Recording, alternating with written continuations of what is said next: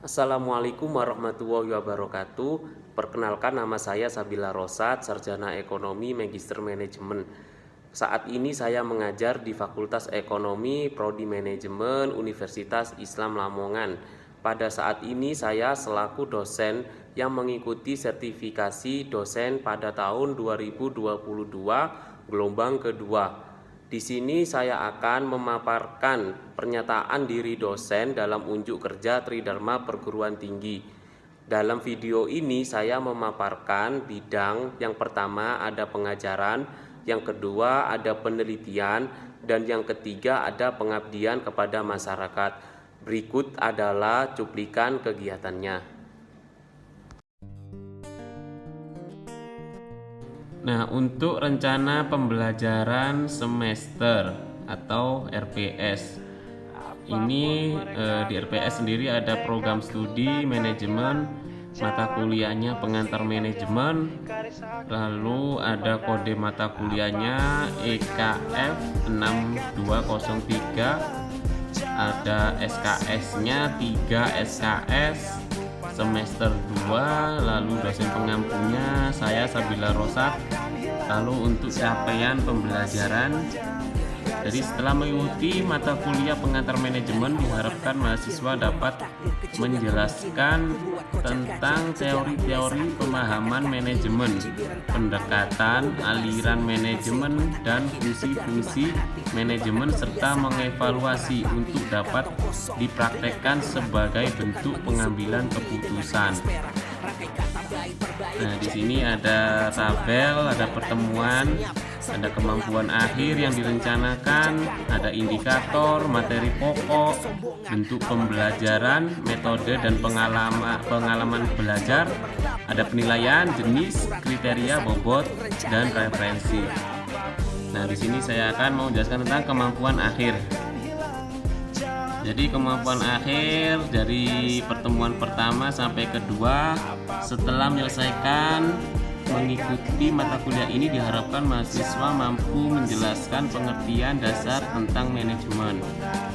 Lalu di pertemuan ketiga sampai dengan keempat, setelah selesai mengikuti mata kuliah ini, diharapkan mahasiswa mampu menganalisis tingkat manajemen secara hierarki dengan manajemen sebuah seni dan sains. Lalu di pertemuan kelima, setelah selesai mengikuti mata kuliah ini, diharapkan mahasiswa mampu menjelaskan secara umum perkembangan dalam ilmu manajemen beserta karakteristiknya. Lalu di pertemuan ke-6 sampai 7, setelah selesai mengikuti mata kuliah ini, diharapkan mahasiswa mampu menjelaskan lingkungan secara lebih baik, akan membantu manajemen dalam pencapaian tujuan organisasi bisnis, lingkungan di seputar organisasi bisnis perusahaan. Lalu di pertemuan selanjutnya ada ujian tengah semester. Di pertemuan ke-8, setelah selesai mengikuti mata kuliah ini, diharapkan mahasiswa mampu menjelaskan konsep dasar etika manajemen dan kaitannya dengan tanggung jawab sosial dari perusahaan. Di pertemuan ke-9, setelah selesai mengikuti mata kuliah ini, diharapkan mahasiswa memahami strategi sebagai usaha untuk menempatkan sebuah organisasi dalam lingkungannya. Di pertemuan 10 sampai dengan 11, setelah selesai mengikuti mata kuliah ini, diharapkan mahasiswa mengetahui dan mengimplementasikan strategi dengan perencanaan strategi. Lalu di pertemuan ke-12, setelah selesai mengikuti mata kuliah ini, diharapkan mahasiswa mengetahui tujuan dari pengambilan keputusan yang terkait dengan desain organisasi. Di pertemuan 13 sampai dengan 14, setelah selesai mengikuti mata kuliah ini, diharapkan mahasiswa mengetahui manfaat dan mendemonstrasikan pendelegasian wewenang sebagai bentuk pengambilan keputusan. Lalu setelah itu ujian akhir semester atau UAS. Untuk referensinya sendiri, saya ada 4 referensi. Yang pertama dari James, yang kedua dari Charles, yang ketiga dari Ernie Tisnawati, yang keempat dari Andri F dan Endang. Nah, ini RPS pengantar manajemen. Apapun mereka bilang, tekadku takkan hilang, jalanku masih panjang, dari sana ku pandang. Apapun mereka bilang, tekadku takkan hilang, jalanku masih panjang, dari sana ku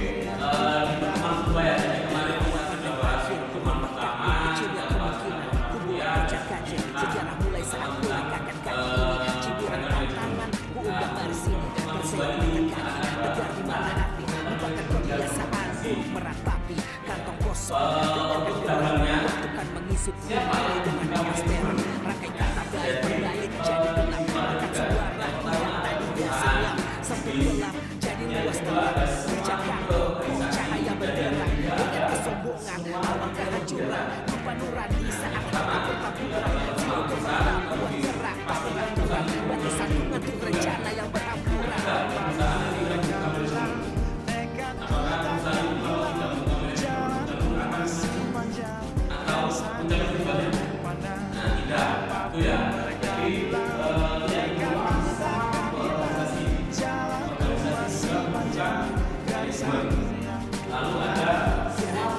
Selamanya lagi kelabu, selamanya nasib mengadu, ubah situasi hidup masih dimutasi, langkah demi langkah hidup aku masih bertahan sampai negara bertubi-tubi, seranganku tangkis, harapan kan masa depanku tangkis, walau darah berbanding tangis, yang lemah akan kuat berganti ubah, posisi belakang ke depan berubah, tidak mudah beratap seyok pertama susah, selamat tekad membaca harapan takkan musnah, gagal coba lagi, jangan bangkit lagi, gelap malam pasti kamu nanti pagi, so I will try to burn again and again, heaven's not good yet man, wait and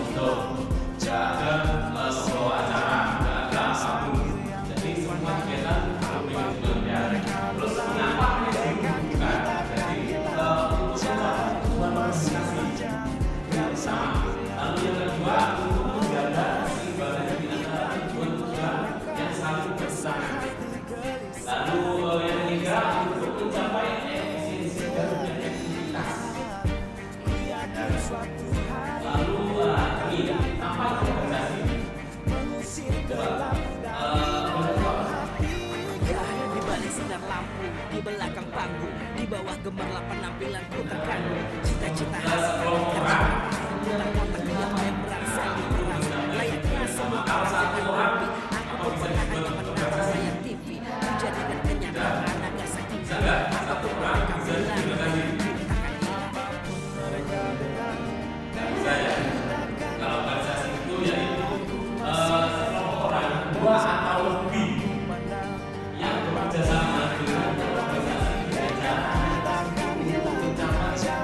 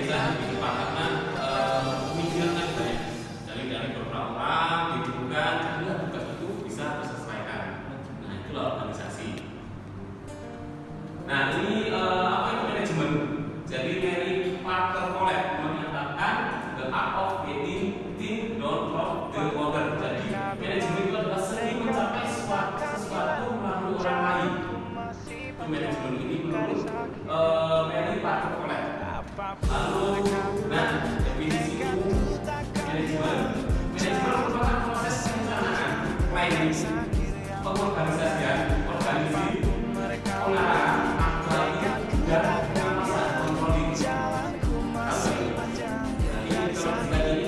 Dari awal pandang akhir, ku rombak takdir kecilnya kemungkinan. Ku buat kocar kacir, sejarah mulai saat ku langkahkan kaki ini. Cibiran tabanan, ku undang baris ini. Terseok mata kaki, tegar di mata hati. Lupakan kebiasaan buruk meratapi. Karena kosong, waktu kan menyusup bumi dari emas perak. Rangkai kata bait per bait, jadi mengabulkan suara yang tadinya senyap. Sempit gelap, jadi luas terang. Pijakan kokoh, cahaya benderang. Dengan kesombongan, bawa kehancuran. Lupa nurani saat harta bertaburan. Silau gemerlap, buat gerak tak beraturan. Batu sandungan tuh rencana yang beraturan.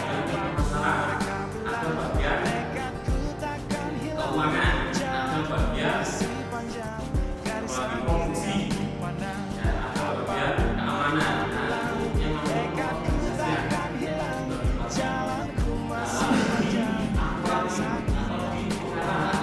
Yang selamanya langit kelabu, tak selamanya nasib mengadu. Ubah situasi hidup dan simulasi. Langkah demi langkah hidup aku masih bertahan sampai detik darah habis. Bertubi-tubi serangan ku tangkis, harapkan masa depan ku praktis. Walau berpeluh darah berbanding tapis. Yang lemah akan kuat berganti ubah. Posisi belakang ke depan berubah. Tidak mudah berakhir saya tetapi susah. Selama tekad membaca harapan takkan dusta. Gagal coba lagi, jatuh bangkit lagi. Gelap malam pastikan berganti pagi. So I will try over again and again. It's not good yet, man, it ain't the end.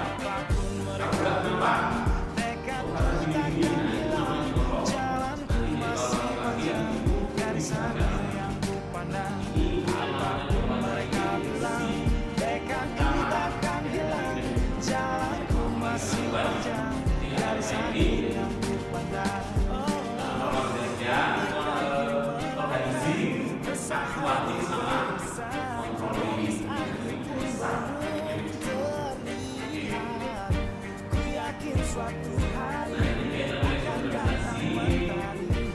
Posisi gelap dari dalam hati.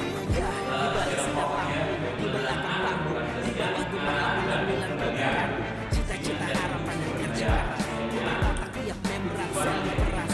Layaknya semua orang dengan mimpi. Aku pun pernah hanya menatap layar TV. Ku jadikan kenyataan agar seimbang. Apapun mereka bilang,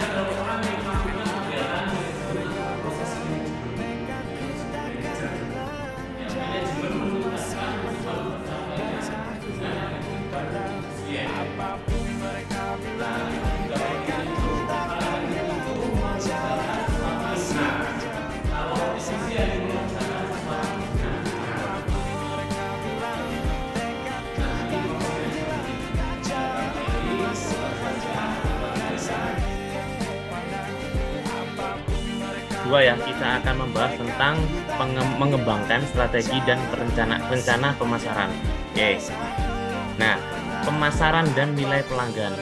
Inti pemasaran yaitu memuaskan kebutuhan dan keinginan konsumen. Ya. Jadi, kalau kalian nanti jadi seorang pemasaran, jangan hanya cuma kalian pikirkan itu intinya produk kalian laku tanpa kalian memikirkan tentang memuaskan kebutuhan dan keinginan konsumen. Nah, itu yang salah. Jadi kalau kalian berpikiran kalau pemasaran itu seorang pemasaran atau marketing itu intinya produk yang kalian bawa itu laku. Karena apa? Karena kalau tidak laku, saya tidak akan mencapai sebuah target yang ditentukan oleh perusahaan. Nah, itu salah pemikiran kayak gitu. Yang benar itu memuaskan kebutuhan dan keinginan konsumen. Biar apa? Biar konsumen itu beli lagi ke perusahaan kita atau ke produk kita yang lain. Nah, itu yang benar. Jadi, jangan hanya berpikiran cuma sekedar dia caranya produk ini laku, dibeli orang, dan saya bisa mencapai target saya di bulan ini. Nah, itu jangan sampai berpikiran kayak gitu. Ya, jadi inti pemasaran yaitu memuaskan kebutuhan dan keinginan konsumen. Nah, lanjut sasaran bisnis, penghantaran nilai pelanggan yang menghasilkan laba. Kalian tahu kan, nggak mungkin kan perusahaan itu cuma sekedar bisnis dan tidak memikirkan labanya. Atau pokoknya saya mendirikan perusahaan itu aja, nggak mungkin. Jadi pasti inti pendirian dari sebuah bisnis yaitu gimana caranya kita menghasilkan laba. Nah, inti bisnis. Lalu di sini di ekonomi yang kompetitif, kemenangan dapat diraih dengan penghantaran nilai yang bagus. Nah, di sini ada nilai sama dengan manfaat per biaya. Ini rumusnya. Terus untuk next, jadi mungkin saya agak cepat ya neranginnya, soalnya saya mau ke Surabaya ya. Nah, next, jadi nilai pelanggan. Nah, di sini nilai pelanggan atau bisa disebut dengan customer value, yaitu merujuk pada perbandingan antara manfaat yang didapat dari sebuah produk dengan pengorbanan yang harus dikeluarkan oleh untuk memperoleh manfaat tersebut. Nah, jadi dengan kata lain, ini merupakan bentuk penilaian konsumen tentang kapasitas sebuah produk dalam memuaskan kebutuhan mereka. Nah, sekarang saya tanya ke kalian, yang dimaksud pengorbanan ini apa? Siapa yang bisa jawab? Yang dimaksud pengorbanan ini apa? Nah, pengorbanan ini apa?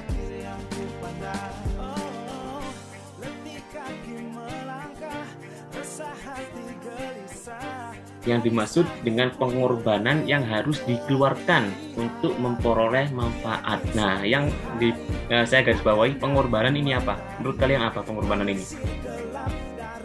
Kata-kata pengorbanan ini apa? Ayo, siapa?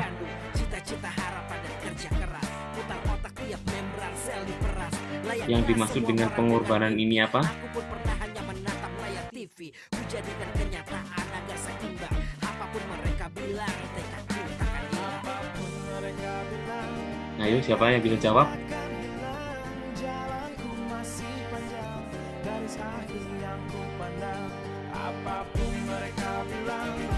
Ini kok diem semua ini. Ayo, gimana? Siapa yang bisa jawab ini? Pengorbanan ini apa?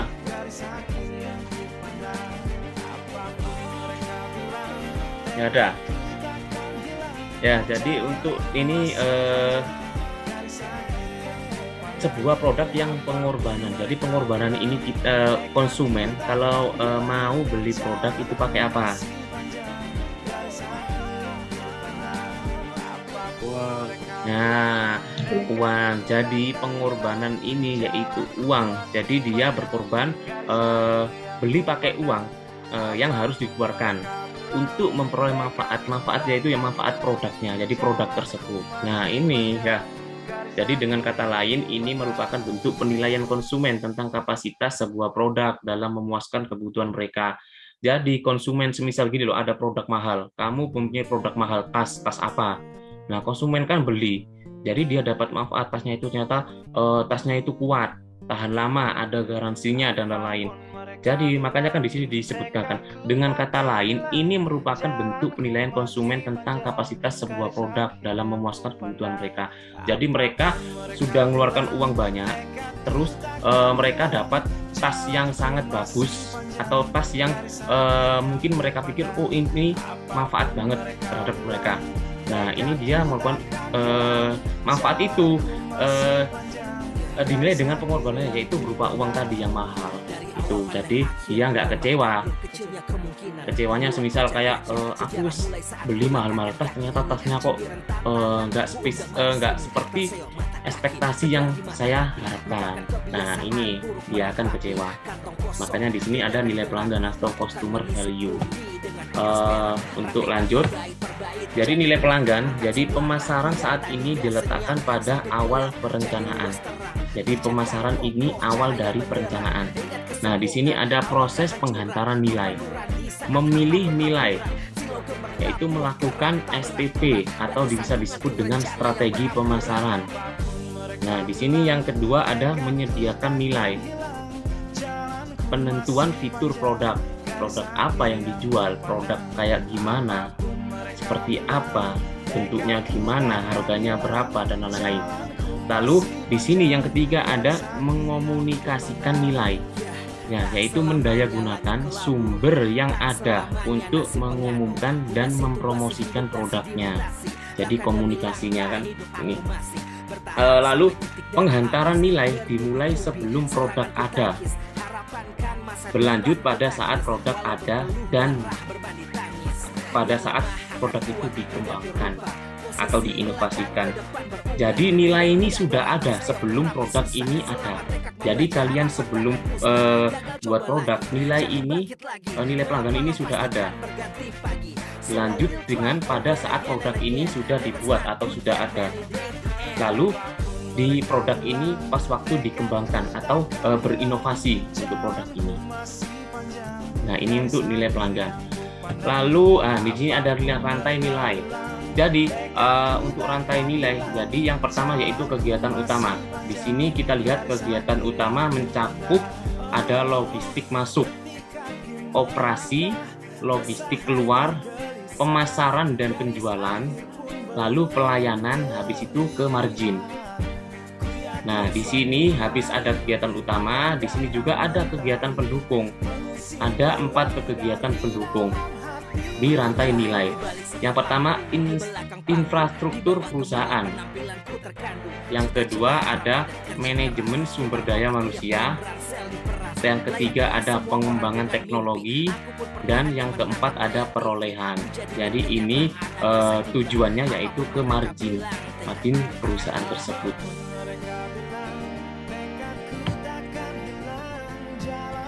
Next ya, kalau ada pertanyaan langsung saja, langsung di stop saya, nggak apa-apa kalau memang ada yang belum jelas. Nah, di sini kompetensi inti. Nah, untuk dapat bersaing di masa kini perlu memiliki dan menjaga sumber daya dan kompetensi yang membentuk esensi bisnis. Ini ya, esensi bisnis. Tahu nggak esensi bisnis itu apa? Ada yang tahu?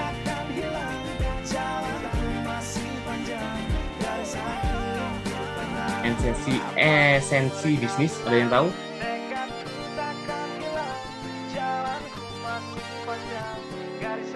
Ya, jadi esensi bisnis itu kegiatan dalam rangka membantu orang yang membutuhkan bantuan kita. Nah, bantuan kita, misal contoh apa? Bantuan terhadap kayak produk, dalam arti orang itu tidak bisa memproduksi produk sendiri, atau orang itu butuh produk apa. Nah, ini makanya kita sebut dengan esensi bisnis. Jadi kegiatan dalam rangka membantu orang yang membutuhkan bantuan kita. Kita sebagai perusahaan mengeluarkan produk apa? Produk untuk kebutuhan konsumen. Nah, ini. Lalu ada karakteristik kompetensi inti. Jadi yang pertama sumber keunggulan kompetitif. Lalu ada yang kedua dapat diterapkan pada berbagai pasar. Yang ketiga sulit ditiru oleh pesaing. Ya, kita bahas tentang yang ketiga ini, sulit ditiru oleh pesaing. Jadi kalau kalian buat produk itu kalau bisa itu sulit ditiru oleh pesaing.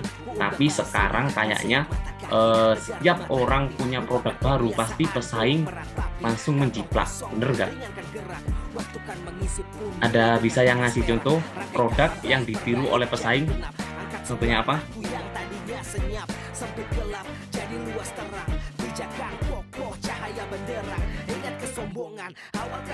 Ayo, contohnya apa?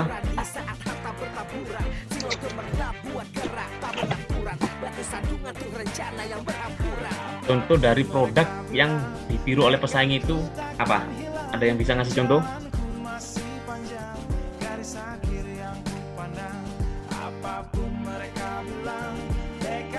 Atau gini, jadi sulit ditiru pesaing. Jadi semisal produk itu, jadi perusahaan membuat produk, habis itu ternyata pesaing itu melihat ternyata produk ini kok laku, makanya ditiru. Nah, saya tanya, contoh dari produk yang ditiru pesaing itu apa? Ada yang bisa ngasih tahu atau bisa ngasih contoh untuk produk yang ditiru oleh pesaing ini?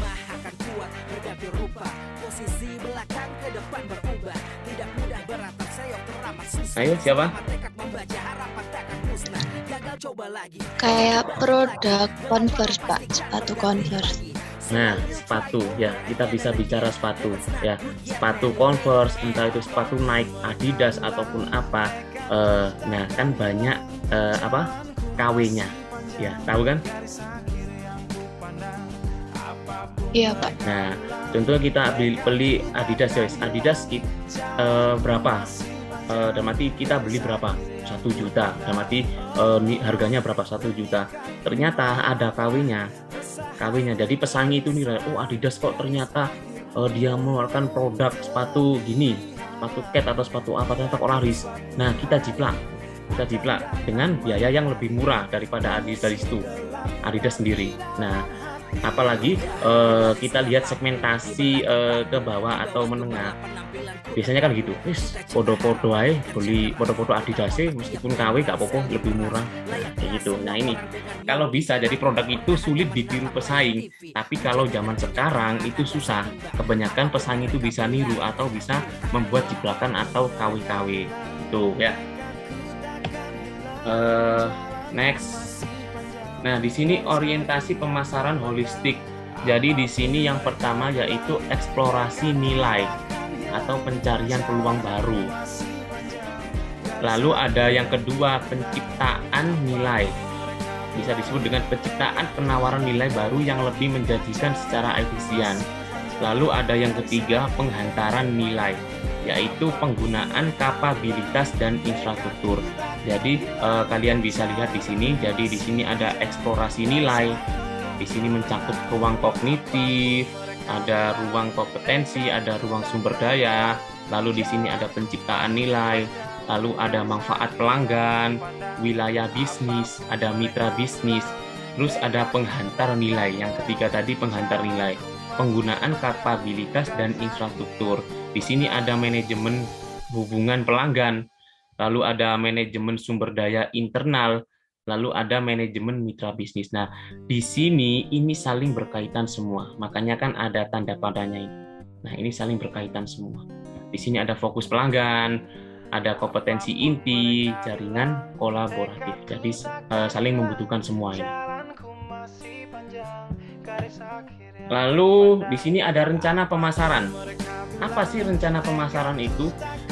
Nah, pemasaran yang berhasil memiliki beberapa kapabilitas. Nah, yang pertama, memahami nilai pelanggan. Nah, pemasaran itu harus memahami nilai pelanggan. Pelanggan itu maunya gimana? Pelanggan itu seperti apa? Bagaimana? Nah, ini. Lalu yang kedua ada menciptakan nilai pelanggan. Jadi ciptakan. Setelah Samen memahami, Samen menciptakan nilai pelanggan. Habis itu ada yang ketiga, menghantarkan nilai pelanggan. Lalu yang terakhir, yang keempat, menangkap nilai pelanggan. Nah, ini urutannya ya. Untuk berhasil memiliki beberapa kapasitas. Jadi ada 4 ini. Memahami, menciptakan, menghantarkan, dan menangkap.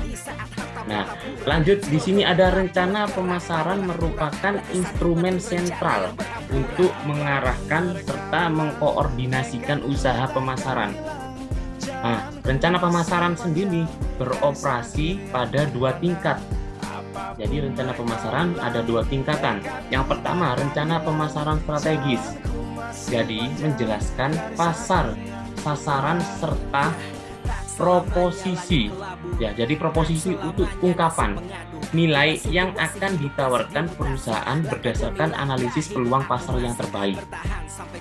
Terus yang kedua ada rencana pemasaran taktis. Di sini menjelaskan taktik pemasaran, termasuk fitur produk. Fiturnya produk seperti apa? Promosinya seperti apa? Penyediaan barang. Nah, di sini penyediaan barang. Jadi kebanyakan gini, kalian pernah jadi menjual produk dan produk itu belum ada. Dalam arti gini, produk itu cuma ada fotonya. Terus nanti kalau ada konsumen pesan ke kalian bilang PO 3 hari. Pernah gitu nggak?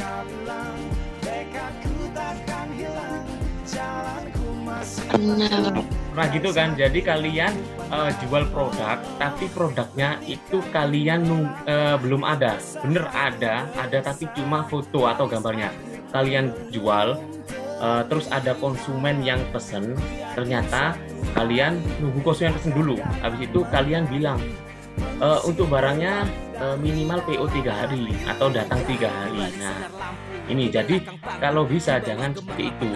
Jadi kalau kalian sudah punya rencana pemasaran, nah jadi gini, jadi sudah ada produknya, promosinya gimana, nah ada barangnya, jadi stoknya ini ada. Jadi kalau ada konsumen beli, kalian bisa kirim atau kalian langsung bisa COD atau jual langsung. Jadi nggak usah nunggu pakai 3 hari atau 2 hari atau berapa hari itu. Kadang-kadang pelanggan itu mikir, oh berarti orang ini barangnya stoknya tidak ada. Nah, pernah gitu nggak? Kalian pernah beli terus disuruh nunggu 3 hari, pernah kan? PO 3 hari Pernah, gitu. Pak. Itu menjengkelkan atau gimana? Kalau semisal sampean memerlukan urgent produk yang sampean beli itu, terus kalian pernah berpikiran dalam hati, 3 hari suwene tak nyari toko lain aja, pernah gitu nggak? Atau nyari ke reseller lain atau penjual lain? Nah, pernah kan? Nah, kalau bisa, kalau kalian jualan produk itu ada stoknya. Jadi biar tidak mengecewakan konsumen. Ya. Jadi di sini gitu ya. Jadi termasuk fitur produk, promosi, penyediaan barang, penetapan harga, saluran penjualan serta layanannya. Nah, ini rencana pemasaran taktis. Nah, di sini perencanaan strategi, implementasi dan kendali. Jadi yang pertama di sini ada tingkat korporat badan usaha, yaitu panduan seluruh perusahaan, penentuan dan alokasi sumber daya, divisi, serta penilai peluang pertumbuhan. Habis itu ada tingkat yang kedua, ada tingkat divisi. Jadi divisi yang dibentuk, jadi alokasi dana tiap bisnis unit per divisi. Lalu di sini yang ketiga ada tingkat unit bisnis, tingkat unit bisnis. Jadi rencana pemasaran strategisnya. Yang keempat, tingkat produk, rencana pemasaran taktis tadi. Ya. Jadi di sini perencanaan, ada pengimplementasian dan pengendalian. Jadi di sini ada 4 tadi, perencanaan korporat, ke perencanaan divisi, lalu ke perencanaan bisnis, lalu ke perencanaan produk. Habis itu di organisasi, habis itu dijalankan, mengimplementasikannya. Nah, habis itu setelah di organisasi, dijalankan, habis itu diukur, mengukur hasilnya. Setelah dijalankan itu hasilnya seperti apa. Nah, habis itu mendiagnosis hasil. Jadi hasilnya setelah kalian dapat, ternyata kalian didiagnosis. Jadi, oh ternyata setelah kita jalankan hasilnya seperti apa, seperti ini, baik, buruk, berarti hasilnya sesuai target atau tidak sesuai target. Nah, habis itu setelah tahu hasilnya atau didiagnosis hasilnya, lalu ke mengambil tindakan korektif. Jadi dikoreksi ataupun dianalisis lagi, apa perlu ditambahi apanya, apa perlu, makanya ini kan kembali lagi kan. Nah, jadi ini arahnya kembali lagi ke implementasinya dan ke perencanaan korporatnya, perencanaan divisinya, perencanaan bisnisnya, perencanaan produknya. Jadi di sini setelah kalian hasilnya ada, terus kalian ukur atau mendiagnosis hasil, nah kalian bisa menyimpulkan di sini, dikoreksi apa yang salah. Misal hasilnya baik, tetap baik, buruk dikoreksi biasanya kalau di perusahaan. Tapi kalau biasanya yang paling dikoreksi yaitu buruk. Kenapa kok bisa buruk? Apa yang salah? Apakah salah di korporatnya? Apakah salah di divisinya? Apa salah di perencanaan bisnisnya, penjualan produknya, atau perencanaan produknya? Apa salah produknya? Apa nggak tepat produk yang kita buat? Atau segmentasinya salah atau apa? Ya, ini perencanaan strategi dan implementasi. Jadi dan kendalinya. Next, menilai peluang pertumbuhan. Jadi di sini penilaian peluang pertumbuhan meliputi perencanaan bisnis baru, penyusutan, serta menghilangkan bisnis yang lama. Jadi ini kebanyakan itu kalau bisnis kita punya produk, terus produk ini tidak berkembang. Nah, kita rubah ke bisnis yang baru atau inovasi produk yang baru dan serta menghilangkan bisnis yang lama. Nah, sekarang sampean tahu nggak? Kita lihat produk sepeda motor. Nah, produk sepeda motor tiap bulan atau tiap tahun pasti ganti atau di-upgrade atau diinovasi, bener nggak? Atau terus gini, nah terus inovasinya ini tidak langsung inovasi dalam arti mengganti semuanya, cuma diganti apanya atau diganti bodinya atau apa, iya nggak?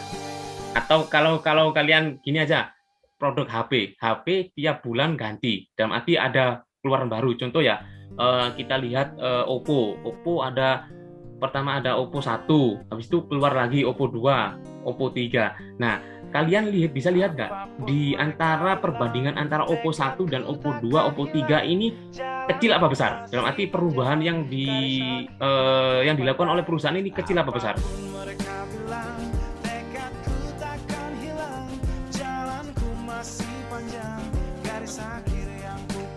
Ayo, kecil apa besar? Perubahan yang dilakukan Oppo 1 ke Oppo 2 atau sampai ke Oppo 3 dan seterusnya, kecil apa besar? Dalam arti perusahaan itu langsung mengganti speknya langsung semuanya atau cuma nambahi kameranya. Jadi aslinya 48 megapiksel ditambahi menjadi ke berapa piksel gitu kan ya?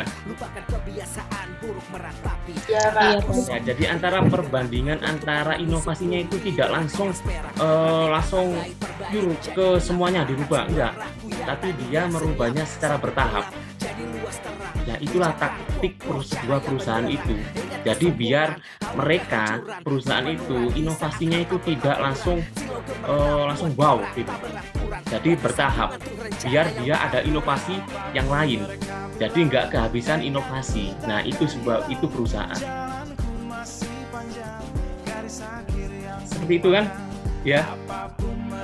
Jadi inovasi misal cuma ganti kameranya, aslinya 15 megapiksel, di Oppo 1 15 megapiksel, di Oppo 2 di-upgrade ke berapa piksel? Ke 48 piksel atau 40 piksel. Lagi contohnya Android. Jadi misal di Vivo Y berapa, Androidnya 9. Habis itu keluar lagi Vivo Y11, Androidnya Android 10 atau Android yang lain. Nah, itu upgrade-nya. Nah, kalian sebagai pengguna ponsel atau HP tertarik nggak kayak gitu? Dalam arti pernah mikir nggak? Oh, ternyata HP-ku kok aku dua HP Vivo Y11, ternyata saya beli Y12 kok. Ternyata kok bedanya cuma di kamera aja. Pernah pikir gitu nggak? Iya, Pak. Nah, seperti itu contohnya untuk menghilangkan bisnis lama ke bisnis baru. Jadi perencanaan bisnis baru. Jadi perusahaan itu nggak langsung mengubah langsung wow, enggak, tapi dia bertahap. Biar apa? Biar inovasi produknya itu nggak cepat habis. Nah, itu strategi perusahaan. Nah, lanjut ya. Jika terdapat kesenjangan antara penjualan yang diinginkan di masa depan dengan penjualan yang diproyeksikan sehingga terjadi kesenjangan perencanaan strategis atau bisa disebut dengan strategic planning gap, maka korporat harus mengembangkan atau mengakuisisi bisnis baru untuk mengisinya. Next, jadi di sini ada perencanaan strategi korporat dan divisi. Jadi di sini ada 4. Yang pertama, mendefinisikan misi korporat. Terus yang kedua, menentukan unit bisnis strategi SBU. Nah, di sini unit bisnis strategi bisa disebut dengan SBU. Lalu yang nomor 3, menentukan sumber daya bagi setiap SBU. Lalu yang terakhir, menilai peluang pertumbuhan.